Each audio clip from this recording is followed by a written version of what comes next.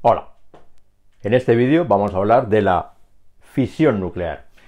Y sí que es cierto que la diferencia con la fusión nuclear es solamente una letra, pero también es cierto que es un proceso que comparte con la fusión nuclear algunas de las ideas que ya hemos visto en el vídeo anterior. Y es que sí, también va a ser un proceso, entiendo yo, bastante sencillo, porque vamos a seguir viendo los núcleos como cosas que se pueden juntar y cosas que se pueden separar, y las cuentas matemáticas que vamos a hacer pues van a ser esencialmente sumas y restas. Así que sí, se va a parecer en cierto modo a la fusión, va a ser complementario de ella, y vamos a ver este proceso que es muy importante también, al igual que la fusión. Y vamos a ver que algunas de las consecuencias que tiene el proceso de la fisión pues son consecuencias también en cierto modo controvertidas, polémicas, y de ellas hablaremos al final de este vídeo. Pero antes, para no dejarnos nada, vamos a tratar de explicar este proceso de fisión nuclear muy bien, siguiendo el guión que tenéis aquí apuntado, en el que primero vamos a decir qué es la fisión nuclear, luego pondremos un ejemplo, que es el que tenemos básicamente ya pintado en la pizarra, luego explicaremos con detalle exactamente toda esa energía que se obtiene de la fisión nuclear, de dónde viene, y acabaremos comentando esas consecuencias que antes hemos dicho, ¿vale? Así que empecemos. ¿Qué es la fisión nuclear? Bueno, pues la fisión nuclear es el proceso mediante el cual un núcleo atómico generalmente muy pesado, de uranio, plutonio, se escinde en dos núcleos más ligeros y además se desprende una gran cantidad de energía. Esta es básicamente lo que es el proceso de la fisión nuclear. Complementario, si lo veis, a la fusión. En la fusión eran núcleos ligeros que se unían para formar uno grande. En la fisión es lo contrario. Es un núcleo muy grande y pesado, de uranio, plutonio y elementos del final de la tabla periódica, que generalmente pues, excitados por algún neutrón que choca contra ellos o de algún otro fenómeno de excitación, se extienden claro, lógicamente en núcleos más pequeños. Y la gracia de este asunto es que además se desprende pues muchísima energía. Y veremos por qué se produce esa energía, ¿vale? Ejemplos. Bueno, pues el ejemplo típico de material, de átomo, de núcleo que se puede fisionar es el uranio. Y concretamente aquí estamos fisionando en este ejemplo el isótopo del U-235 del uranio, ¿vale? Es el isótopo 235 el que es fisionable, ¿eh? Su isótopo mayoritario es el 238, pero ese no desencadena, por suerte, reacciones de fisión, porque si no la vida en la Tierra sería muy complicada. Luego lo comentaremos. Y lo que ocurre es que cuando sobre él impacta un neutrón con la energía adecuada, no tiene que ser ni demasiado rápido ni demasiado lento, el caso es que impacta, ese neutrón lo termina de desestabilizar y ese núcleo grande, que lo tenemos que imaginar como una especie de racimo así, pues que se queda como muy alterado debido a ese impacto del neutrón, al final oscila tanto que ¡pop!, se extiende en dos trozos más pequeños. Y esos dos trozos pues pueden ser diferentes átomos, pero uno de los ejemplos más típicos es este que os pongo aquí, en el que un átomo que se obtiene es bario y el otro es kriptón. ¿Qué isótopo exactamente? Bueno, pues eso si lo miréis en internet o en otros libros, pues depende mucho de la reacción. Esto se puede romper de muchas maneras. Imaginaos que es eso, una bola que empieza a oscilar y que al final se acaba rompiendo. Pues no siempre se va a romper igual, ¿vale? Así que esto es un ejemplo dentro de los muchos que puede haber de fisión nuclear, ¿vale? Pero siempre es uranio 235 y lo típico es que se extienda en bario y kriptón, ¿vale? Y además se desprenden 3 neutrones extra, y esos neutrones vais a ver que son muy importantes.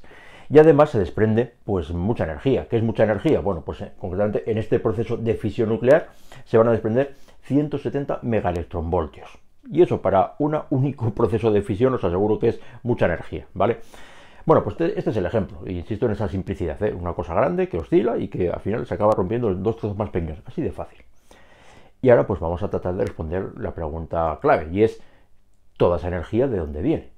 Bueno, pues para eso vamos a hacer primero un repaso de algo tan típico de la química como es el calcular la masa de los reactivos y la masa de los productos, a ver qué pasa, ¿vale?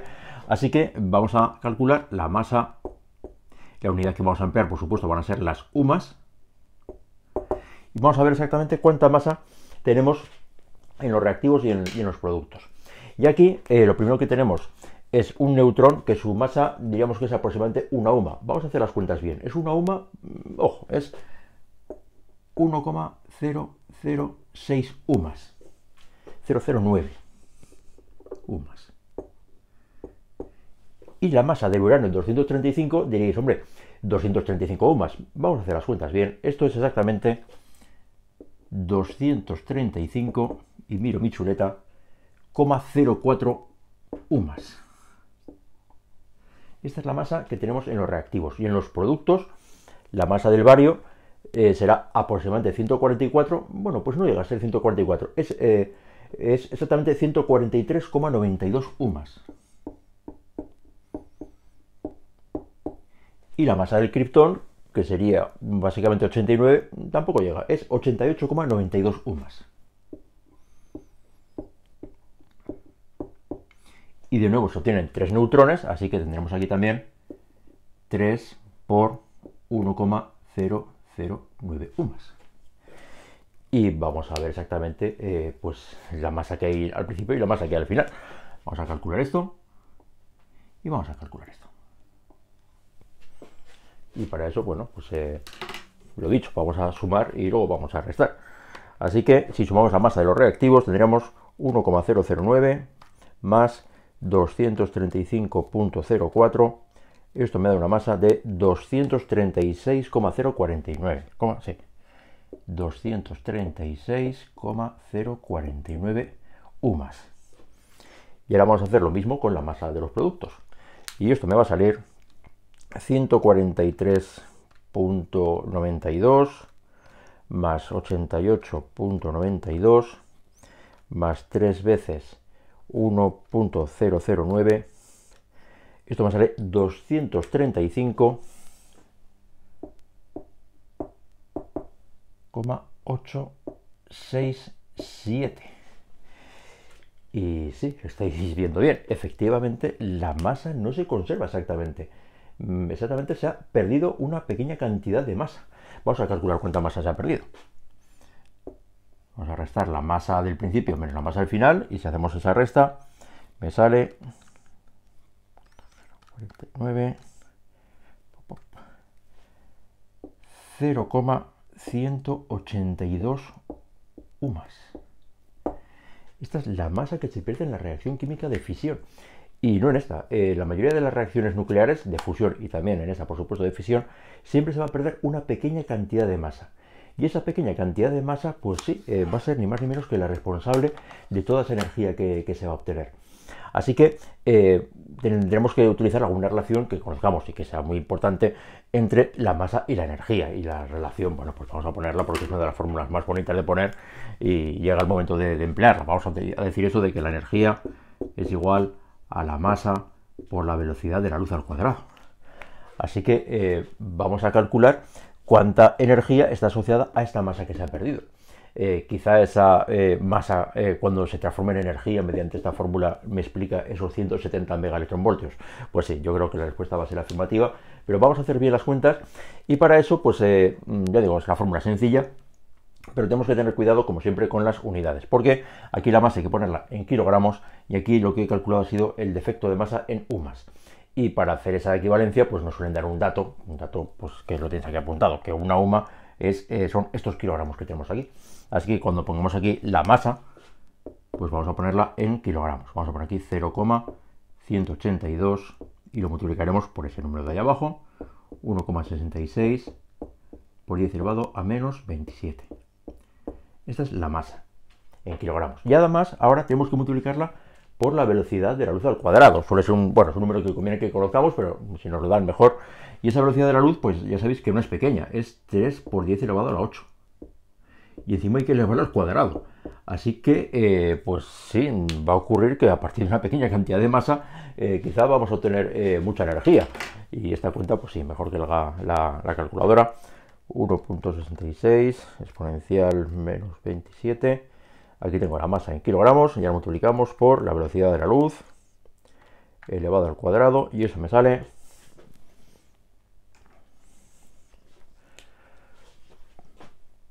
2,72 exactamente por 10 elevado a menos 11, y estos serían julios. Bueno, pues ya hemos obtenido la energía en julios que se obtiene de esta reacción. Y para saber si ese dato de 170 megaelectronvoltios pues se corresponde o no con estos julios, pues sí, tenemos que pasar los julios a electronvoltios. ¿Cómo se hace ese cambio? Pues para eso tenemos que recordar la equivalencia, o bien nos la suelen dar como dato, que un electronvoltio es 1,6 por 10 elevado a menos 19 julios. Así que divido los julios que tengo entre ese número y tendré mis electronvoltios. Hago la división. Y nos sale que esto es igual a 1,69942 500 electronvoltios. Bueno, las últimas cifras son un poco anecdóticas porque lo importante es que veamos los megaelectronvoltios. Megaelectronvoltios son millones de electronvoltios. Así que creo que sí que podemos confirmar que efectivamente esto que tenemos aquí pues es ni más ni menos que prácticamente los 170 megaelectronvoltios que nos decíamos al principio que teníamos que obtener en esa reacción de fisión. Así que estamos viendo en este ejemplo y en este cálculo dos cosas muy importantes. Lo primero, pues que en las reacciones nucleares la masa no se conserva, sino que puede haber pequeñas pérdidas de masa, y esas pérdidas de masa son las responsables de la gran cantidad de energía que se obtiene en las reacciones nucleares, ¿vale? Así que podemos decir que, bueno, lo sentimos por Lavoisier, que estaba muy orgulloso de su famosa ley de conservación de la masa, pero en química y en física, pues realmente no es que se dé una conservación exacta de la masa. Se da una conservación exacta de lo que se llama la masa-energía, de manera que la masa-energía inicial tiene que ser igual a la masa-energía final. Y aquí, teniendo en cuenta tanto la masa como la energía, sí que se da una equivalencia perfecta, y eso, pues una vez más, pues nos certifica la validez de esta extraordinaria formulita que nos proporcionó Einstein hace un siglo, ¿vale? Bueno, pues ya hemos hecho algo importante, y es explicar el origen de esa cantidad de energía tan grande que proporcionan, en este caso, las reacciones de fisión. Y por eso estamos ya en situación de poder abordar el último asunto, y es el asunto de las consecuencias que tiene esta reacción de fisión. Y las consecuencias vienen de la mano de una pequeña casualidad que se da aquí, que no pasó desapercibida, y es que, como veis, para que la reacción de fisión tenga lugar hace falta un neutrón que la inicie. Pero es que resulta que en este proceso de fisión se generan 3 neutrones extra. Y esto enseguida nos da que pensar, porque esos 3 neutrones extra quizá podrían interactuar con otros núcleos de uranio que haya alrededor. Si estamos hablando de nadie tiene un átomo de uranio solo. Cuando tenemos uranio tenemos muchos átomos de uranio en una pastilla o donde sea, ¿no? Así que esos 3 neutrones seguramente podrán desencadenar otras 3 reacciones de fisión, y esas 3 reacciones de fisión que se produzcan desencadenarán cada una otras 3, y ya tendríamos 9 reacciones de fisión. Y cada una de esas 9 reacciones de fusión volverán a lanzar cada una 3 neutrones, tendríamos 27 neutrones nuevos, otras 27 reacciones de fisión. Sí, esto es un crecimiento exponencial. Y esto pues tiene nombre, se llama una reacción en cadena. Las reacciones de fisión pueden dar lugar, gracias a estos neutrones extra que se obtienen, pueden dar lugar a una reacción en cadena explosiva, porque si estamos diciendo que en cada reacción se produce muchísimo desplazamiento de energía y esto da lugar a un crecimiento exponencial de ese número de reacciones, esto explota. Y bueno, pues aquí vienen las consecuencias importantes, ¿no? Y es que este fenómeno, vamos a contar historia porque realmente es triste al final, pero sí que es llamativo con qué rapidez esto se desarrolló a nivel científico y técnico, ¿no?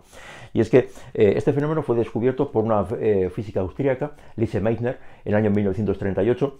Es curioso que la mayor parte de los científicos que participaron en estos proyectos eran muchos de ellos científicos europeos, alemanes, que tuvieron que emigrar huyendo de la Alemania nazi. Lise Meitner fue una de ellas y descubrió, para su sorpresa, porque no se lo imaginaba de ninguna manera, que cuando se bombardeaba el uranio con neutrones, pues ella esperaba encontrar átomos más grandes, y lo que encontró fue lo contrario, encontraba átomos más pequeños, y no terminaba de entenderlo, pensaba que había algún error, hasta que al final, en el año 1938, pues les escribió a sus colegas diciendo, a ver si es que el uranio se está rompiendo. Eso era algo extraordinario, pero Lise Meitner se dio cuenta de que sí, estaba ocurriendo eso.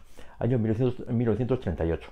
Bueno, pues ya os podéis imaginar, en el año 1939 Alemania invadió Polonia y se desencadenó la Segunda Guerra Mundial, y inmediatamente pues los científicos del bloque aliado pues se dieron cuenta de que esto podía dar lugar, esta reacción de fisión, al desarrollo de armas superpoderosas que podían decantar el conflicto de un lado o de otro, y por supuesto no querían que fueran los alemanes los que tomaran la iniciativa.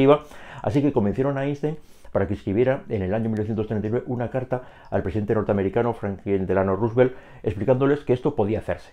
Y bueno, pues de alguna manera animó a que se tomaran iniciativas por parte de los aliados, concretamente de los científicos norteamericanos, para desarrollar lo que sería el proyecto Manhattan. Efectivamente, en el año 1941, Roosevelt inició el proyecto Manhattan, congregando a los mejores científicos de la época y poniendo muchísimo dinero para tratar de desarrollar la primera bomba nuclear de fisión. En el año 1942, o sea, 4 años más tarde de que Meitner anunciara que se producía la fisión del uranio, Enrico Fermi, en un laboratorio ultra secreto, debajo de las gradas de un estadio no sé si era de béisbol en Chicago, pues hizo por fin la primera reacción de laboratorio de fisión controlada.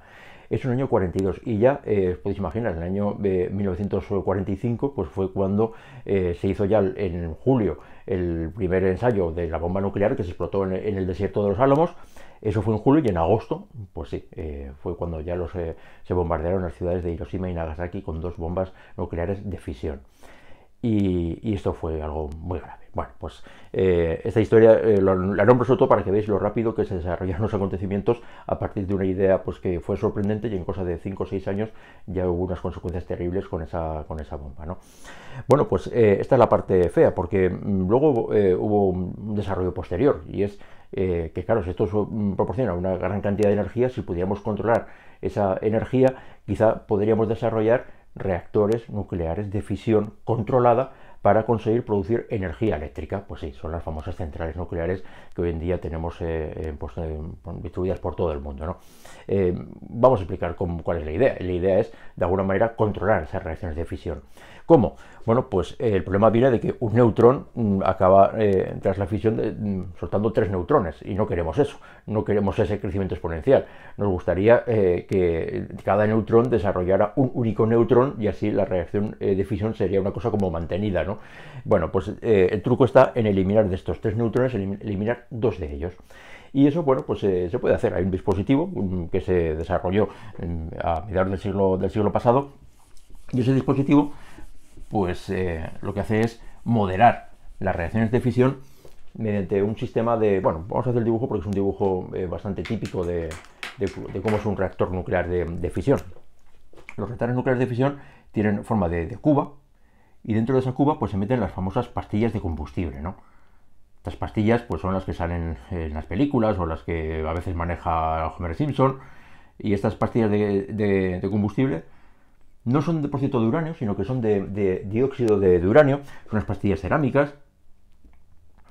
Y estas pastillas, pues como lo he dicho, desarrollarían una fisión descontrolada. Entonces, para evitar esas fisiones descontroladas, lo que se hace es introducir entre medio unas barras de grafito. Estas barras de grafito, bueno, aquí pinto 2, pero realmente hay muchas, ¿no? Lo que hacen es los neutrones que se liberan, parte de ellos, las barras de grafito los absorben, y así eso se puede controlar. Claro, esto hay que hacerlo bien, no se puede hacer de cualquier manera. Y este sistema de las barras de grafito pues permite regular que, introduciéndolas más o menos dentro de la cuba del reactor, uno puede hacer que haya más o menos fisiones. Dicho de otra forma, si vemos que la reacción se descontrola, pues metemos las barras para adentro, y eso pues paralizaría los neutrones y acabaría apagando el reactor incluso. Y si vemos que el proceso de fisión se nos termina agotando porque estamos eliminando demasiados neutrones, bueno, pues lo que hay que hacer es elevar esas barras de grafito, y eso hace como de potenciómetro que va a incentivar ese proceso de fisión, ¿vale? Y este sistema, en principio, pues parece seguro, ¿verdad? Pues porque si hay cualquier problema, pues un fallo en la corriente, un terremoto, lo que sea, las barras de grafito, por su propio peso, caerían dentro, y esto en principio se acabaría deteniendo la fisión, y esto en principio debería ser seguro. Bueno, pues esto es bastante complicado de hacer bien, ¿no? Porque aquí se desarrolla muchísimo calor, y todo esto hay que meterlo dentro de una cámara, y esta cámara, bueno, pues lo que se hace es meter y sacar agua, por ejemplo. Se mete por aquí agua, el agua puede hervir, no puede hervir, luego va por aquí, y luego va aquí a una turbina. O sea que a partir de aquí lo que hace es seguir el típico proceso de las centrales térmicas, por ejemplo, ¿no? Que ese vapor de agua a alta presión se utiliza para mover una turbina, y la turbina a partir de ahí pues acaba haciendo girar un alternador y se produce la corriente eléctrica. ¿Cuál es la diferencia? Pues que el origen de ese vapor a alta presión no es quemar un combustible fósil. No vamos a lanzar gases de efecto invernadero, sino que simplemente lo que estamos haciendo es una reacción nuclear de fisión, y en esta reacción nuclear de fisión, bueno, pues ¿qué es lo que obtenemos? Pues sí, obtenemos unos residuos nucleares. Están continuamente estas barras de uranio transformándose en bario y kriptón, que no son elementos inofensivos precisamente, sino que son isótopos bastante radiactivos en algunos casos, y por eso el tema de los residuos nucleares es un tema pues que trae de cabeza a la sociedad actualmente, porque realmente algo hay que hacer con esos residuos, sabiendo además que tienen un periodo de actividad muy largo, y hay que tenerlos, hay que ponerlos a buen recaudo a veces durante siglos, pues para asegurarnos de que no generan problemas, ¿no? Así que sí que es cierto que las centrales nucleares no producen gases de efecto invernadero, pero sí que hay un problema actualmente con los residuos porque generan una problemática. Y luego está el tema de la seguridad. Aquí lo podemos poner como muy fácil, ¿no? Se apaga la reacción de fisión con las barras de grafito y ya está. Pero en la práctica ya sabéis que ha habido, pues no muchos, pero sí 2 accidentes graves. El accidente de Chernobyl del año 1986, pues que fue realmente una negligencia gravísima de las personas al mando de la central nuclear, y también pues de la cadena de mando y de cómo se gestionó esa crisis en aquel momento, pues fue un problema muy grave. Y bueno, mejor que veáis la serie esta de Chernobyl, una serie muy recomendable para que veáis exactamente lo mal que se pueden llegar a hacer las cosas. Y más recientemente, creo que fue el año 2011, en la central nuclear de Fukushima, en Japón.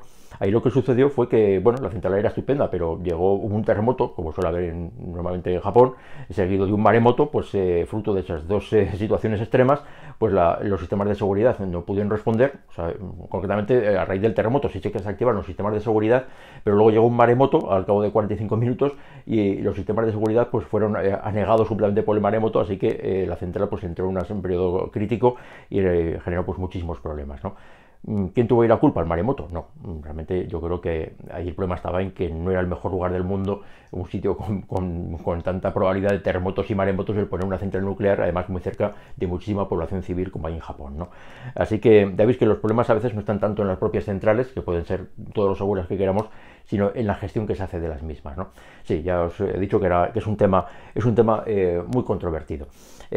Actualmente hay centrales, hay reactores nucleares incluso que se utilizan para propulsar submarinos y para propulsar barcos de guerra. O sea que realmente es una tecnología que se ha intentado extender. Actualmente creo que hay del orden de unas 450 centrales nucleares en todo el mundo, y el uso que se hace de esta energía nuclear, bueno, pues depende mucho. Concretamente creo que es del orden de un 12% de la energía eléctrica mundial se produce mediante centrales nucleares de fisión, y hay países en los que esa presencia es muy importante. Sin más lejos, en Francia, creo que es del orden de un 75% de la energía eléctrica se produce en centrales nucleares. Hay países que han decidido apostar por esta tecnología, conociendo sus riesgos, pero también valorando que se evitan otro tipo de problemáticas, ¿no? Bueno, pues esto es una decisión controvertida, el tomar una decisión hasta qué punto la central nuclear, sus ventajas y sus inconvenientes nos compensan, ¿no? Y esto es complicado. Pero en fin, más vale que si vamos a forjarnos una opinión, pues que no sea la típica opinión de cuñado que todo lo sabe, que tiene clarísimo que sí o que tiene clarísimo que no, sino que es mejor que sepamos lo que está pasando, ¿no? Y bueno, pues aquí a nivel físico, a nivel de ciencia, sí que es muy fácil saber lo que pasa. Yo creo que es sencillo el proceso de fisión nuclear, en qué consiste, pero las decisiones de hasta qué punto compensa o no compensa el desarrollo de esta tecnología pues para producir energía, pues eso por desgracia ya no es física, eso ya es política, y en política creo que las verdades de lo que es cierto y lo que es falso queda demasiado difuminado. Bueno, pues hasta aquí el vídeo de hoy de la fisión nuclear. Nos vemos próximamente. Venga, adiós.